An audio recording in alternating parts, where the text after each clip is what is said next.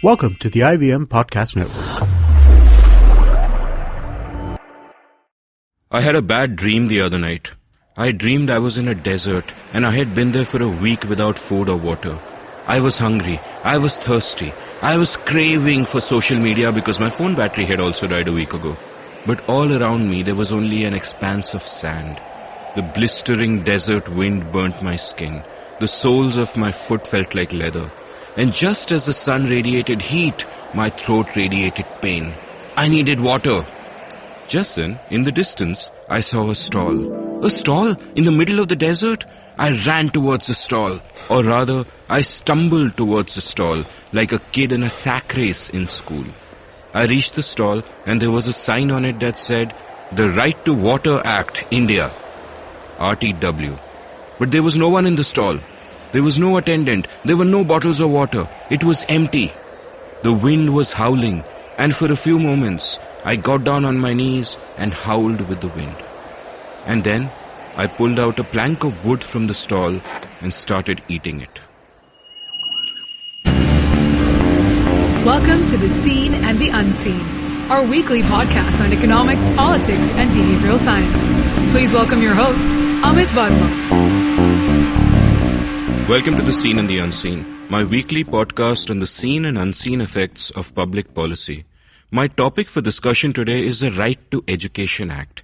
Now, the Right to Education Act sounds beautiful and was framed with the best intentions. But we judge public policy not by intentions, but by their outcomes. To discuss the unseen effects of the right to education, I have with me on the show today Vivek Kaul. Vivek is a journalist who's worked at DNA and the Economic Times, among other papers, and is currently a columnist at Equity Master. He is the author of the Easy Money trilogy, and his most recent book is India's Big Government, The Intrusive State and How It's Hurting Us, published by Equity Master. Vivek, welcome to the show. Thanks for having me over, Amit.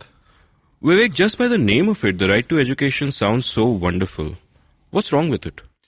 Oh, I mean, it's wrong at multiple levels. So basically, to give you a little bit of background, India got its independence in 1947. And somewhere in the mid-50s, a gentleman called P.C. Mahalanobis, who worked as the honorary statistical advisor to the government of India, came onto the scene. And he was very close to the then Prime Minister Jawaharlal Nehru. And between him and Nehru, we came up with what is called as the second five-year plan. And at the heart of the second five-year plan was this idea to essentially build public sector enterprises and huge projects. So we ended up, we built steel plants, we built huge dams, so on and so forth. So the idea was to unleash economic growth through industrial expansion built and financed by the government. Now, when the government went about building these, projects, they needed people who could build these projects and who could eventually run and manage it. So the focus, because of, what I call the Nehru-Mahalanobis model in my new book, was on higher education. And, in the process, we ended up setting the Indian Institute of Technologies at, I think, 5 different places initially. Then we set up the IIMs. Or temples of higher learning. Temples of higher learning to sort of manage the temples of modern India, as all these projects were called as. And what happened in the process was that primary education, which should have been very, very important for a newly independent nation, got totally ignored. And as a result, even now, the latest figures that are available are as per the 2011 census, we have a literacy rate of only 74%. Now, the issue there is that even that 74% does not, it may sound quite a lot, but it does not essentially reflect the reality of the day. Now, one point is that we still have the highest number of illiterate people in the world. And the second point is that the literacy number does not give you an idea of the number of years an average Indian spends in school. Now, an average Indian spends around 5.4 years in school. Okay. For men, it's 7.2 years. For women, it's 3.6 years.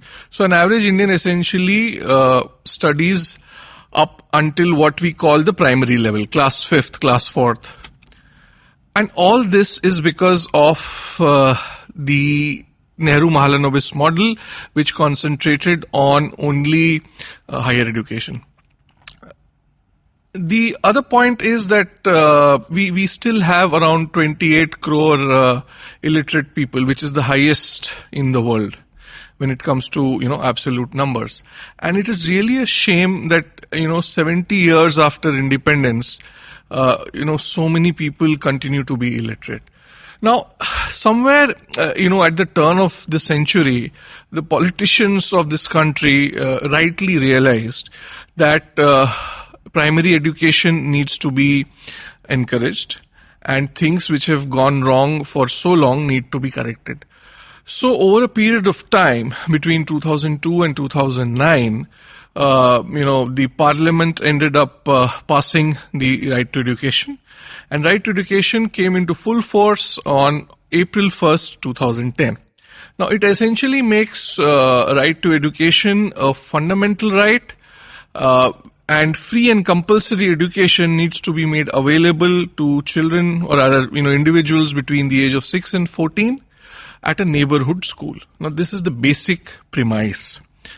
So, like a lot of government ideas, the premise is good. I mean, children do need to go to school. But there are a lot of other things which come with it, which have essentially led to a situation where the learning outcomes of children have actually started to fall.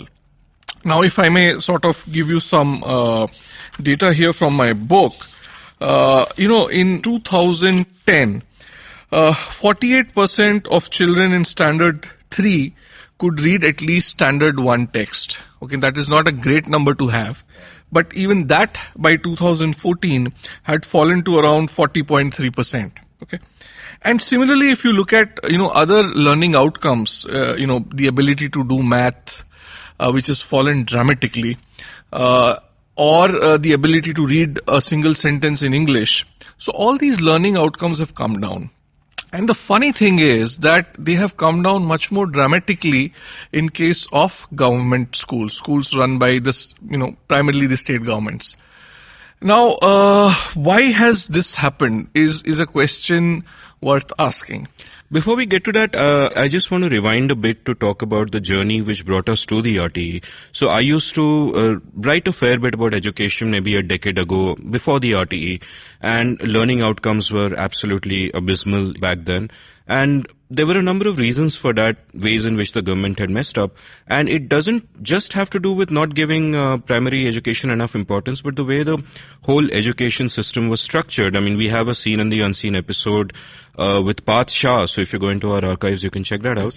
And among the many things that were wrong is that the private sector was heavily discouraged in this incentivized from setting up private schooling. So providing education for a profit motive was more or less banned through a panoply of crazy laws in the country. Isn't it still banned? It is still banned. Yes. And there were an insane web of regulations that private schools had to comply with, like your playground size must be this much. This is your, you must have this many toilets and so on, which a lot of low-cost private schools like those which would spring up in slums and so on would not be able to cater to. And therefore they were operating at the edge of, they were essentially illegal, liable to be shut down anytime. And so that's the way it was. And at the same time, outcomes in government schools were miserable because there was no accountability. Competition brings accountability. They didn't face any competition. And therefore, you had terrible outcomes with rampant teacher absenteeism, where up to 35% of teachers on any given day at any government school in India are simply not there. If there are 2 teacher schools, like you've pointed out in your excellent chapter in your book, you'll often find the 2 teachers in a 2-teacher school just alternating, and the 2 of them never being there at the same time, because there's no accountability. And because of that, you often had a situation where a desperately poor family in a slum, where say someone's an auto driver, instead of sending his kid to a government school which is free with a midday meal, he would send them to a low-cost private school, because even though he had to pay for it out of his hard-earned money, he would still feel that his child was getting a better quality of education there, and obviously the choice should have been his. So now these are all the sort of structural problems that you would expect a government to take into account and fix with whatever the reform was. Yes. And none of that happened, right? No. So basically, if you look at the right to education, it is very, very input driven. Okay. So essentially, as you said, a private school needs to have, it needs to have a boundary wall. If it doesn't have a boundary wall, it needs to be fenced. Right. So it needs a certain number of toilets. It needs, library books. So it's extremely input driven. But that is one problem, because a lot of these private schools, especially the low-cost ones, obviously are not in a position to fulfill, these things. Now, if you look at data, an average, and this is, I think, as per NSS data, where an average private school, the fee in urban areas is around 416 rupees or something, and it's 300 rupees in rural areas. Now, at that level, expecting them to have all these, all this infrastructure is a little difficult. That's one part. The other major problem with RTE is that it expects the teachers to finish the syllabus. Okay. Now there is if you read the bare act, there is a line in it in which, the line which clearly says that teachers need to cover the syllabus during the course of the year. And which is where the entire problem starts. First thing is that teachers are absent. Okay. Now teachers, if you look at different kinds of data, are absent from 15 to 25% of the time. Now, other than that, students are also absent. The interesting bit is that, the probability of the student and the teacher being there in the class on the same day is very, very low.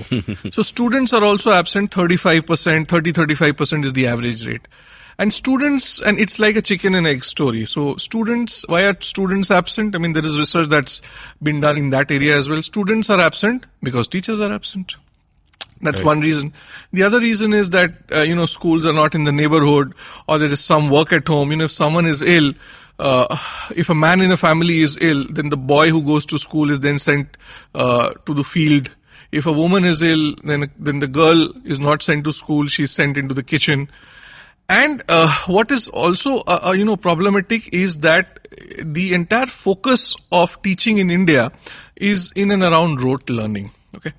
So all these factors, when they sort of mix up, lead to a situation where the learning outcomes are not too good. And they have been falling dramatically since the right to education became the order of the day.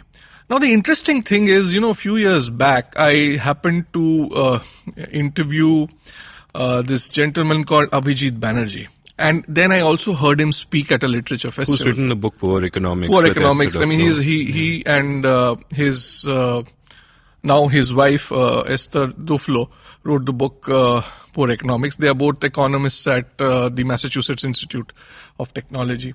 So he made a very interesting point, and he said that he had carried out a small experiment in Bihar where the teachers were basically trained for some time. Not to teach the syllabus, but to teach the students what they did not know. So if a student did not know how to write, he was taught how to write. If he did not know how to read, he was taught how to read. If he did not know basic maths, he was taught basic maths.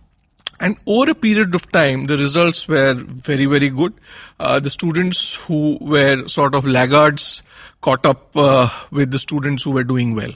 So there is experimental evidence which shows that if, during the initial years, if we do not teach, history and geography and everything else, let's say in the initial 3 to 4 years, and concentrate on teaching the students what they need to know instead of trying to complete the syllabus, you can actually improve the learning outcomes. Now, it is a very interesting paragraph in my book, which which I'd just like to read out. And this is something that Abhijit Banerjee said at a literature festival a few years back. And I happened to be there and I recorded it. And he says, The reason was that they were asked to do a job that actually made sense. They were asked to teach children what they did not know. The usual jobs teachers are asked to do is to teach the syllabus, which is very different.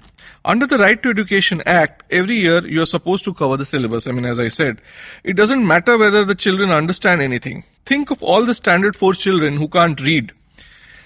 They are learning social studies and all kinds of other wonderful things, except that they can't read. They are learning nothing. They are sitting in a class watching some movie in some foreign language without subtitles. Hence, dropout rates are high. And I am shocked why anybody comes to school at all. Okay, the problem of education has a perfectly good solution. In the first 4 years, we should prioritize the learning of basic skills. Forget about learning the history of the country, etc. You don't have to know who Gandhiji was for the first 4 years. Let's just concentrate on students being able to read and do simple maths. I think that such a system would deliver a much better outcome. The other interesting thing is that, again, this has got to do with the way the syllabus is structured.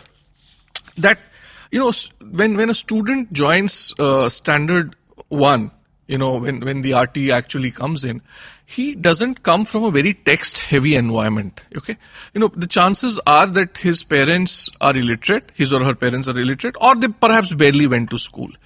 Whereas the syllabus of RTE is so designed that, rather the syllabi across various states are so designed that all the reading, the reading part of teaching comes to end by standard 1. Now, for people who, do not come from a text-heavy environment, this is extremely, extremely criminal. Okay. Now, just if I could read out a paragraph from a report put out by the, Sure, please put out by ACER. It's the Annual Status of Education Report of 2013, in which they say that analysis of different Standard 1 textbook across states reveals many underlying assumptions related to content, method, pace. At age 5, children's ability to learn needs to be scaffolded well, but in most states in Standard 1, curriculum covers a great deal of content very quickly, so that many children get left behind even before they get started. And again, something that, Esther Duflo also said, by the end of grade 1, they are supposed to be done with reading. It's a complete fantasy. Learning is not about enrollment, teacher-student ratio, or having latrines in schools. It's about if we are serious about learning.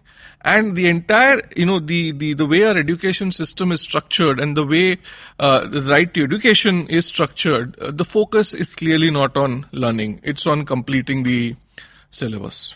That's actually a very profound and poignant insight. Just the thought of a class full of kids not being able to understand what is taught is incredibly sad. And there is one point that I forgot, that in RTE essentially ensures that everybody gets promoted.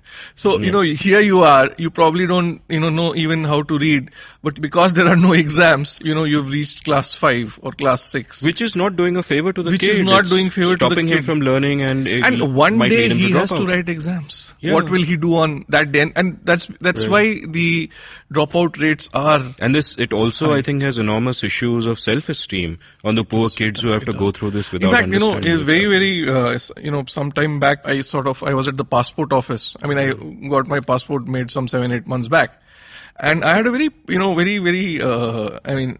interesting is not the right word, but it wasn't something that I was expecting at that point of time. So I had gone there because there's some police verification had raised some issues, and so I'd gone to sort that out.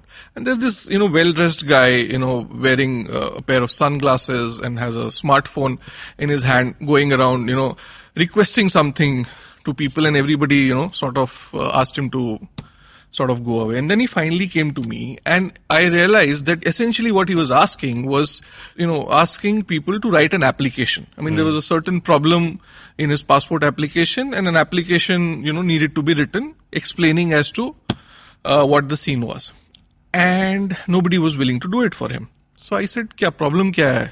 So, नहीं साहब, मुझे ठीक से पढ़ना लिखना नहीं आता है. So I wrote out an application for him in English, and I explained it to him that this is what I have written. So I said, then I asked him, क्या पढ़े वढ़े नहीं हो क्या, अनपढ़ हो? बोला नहीं sir, matric pass. So, a matric pass guy, which is basically 10th standard, not being able to write an application. And it's not like you have to write an application in English. You can write an application in any language you're comfortable with. So, he could have written an application in Hindi and it would have been processed.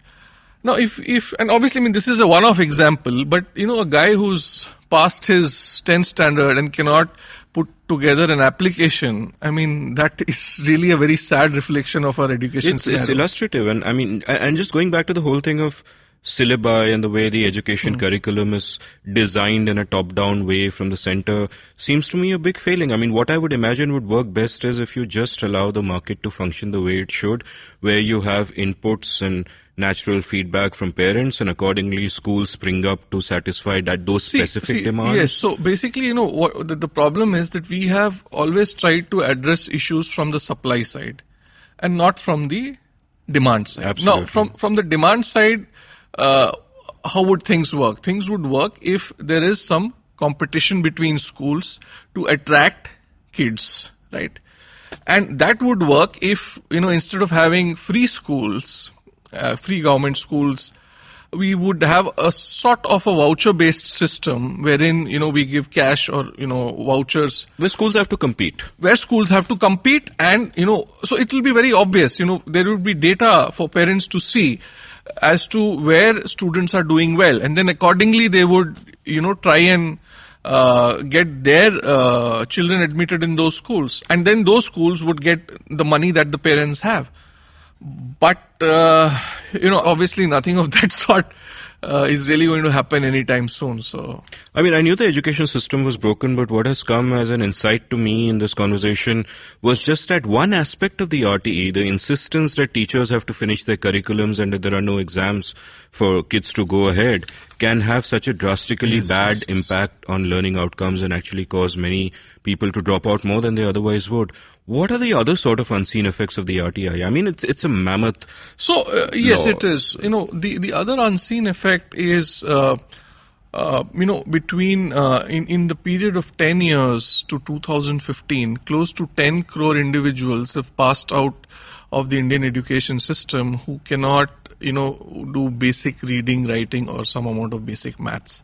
Now, this is a number that, has been put out by a gentleman called Madhav Chauhan, who is the president of the Pratham Education Foundation, which does these annual status of education reports every year. That is the most comprehensive document, the most well-researched document coming out on the Indian education system. So, when you have 10 crore individuals who have passed through, who are literate, okay, and but they can't, read, they can't write, and they can't do basic maths. So then their ability to find a half-decent job goes down dramatically. So what we call our demographic dividend, basically, every month, 1 million individuals are entering the workforce. So which means 1.2 crore Indians, new individuals are entering the workforce every year. And this is likely to continue over a period of next 1.5 to 2 decades. Now, one is, when these individuals do not have their basic educational outcomes in place, what sort of a job can they really expect at the end of the day? So that is another huge unseen effect of, right to education. Which just goes to show that getting education wrong impacts society at all levels. And I'd like to discuss this more with you. So in the next episode, let's talk about jobs. Sure. Thanks, Vivek. Thanks, Amit. We're going to take the natural leap from education to jobs. But that's in the next episode. Do come back next week and do hop over to seenunseen.in, where you can browse previous episodes, including episode 9, which I had recorded with Parth Shah on the profit motive in education. Goodbye for now.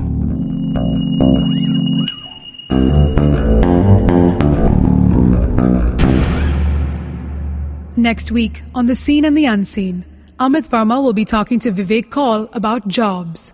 For more, go to seenunseen.in. If you enjoyed listening to The Seen and the Unseen, check out another hit show from IndusVox Media Networks, Cyrus Says, which is hosted by my old colleague from MTV, Cyrus Brocha. You can download it on any podcasting network.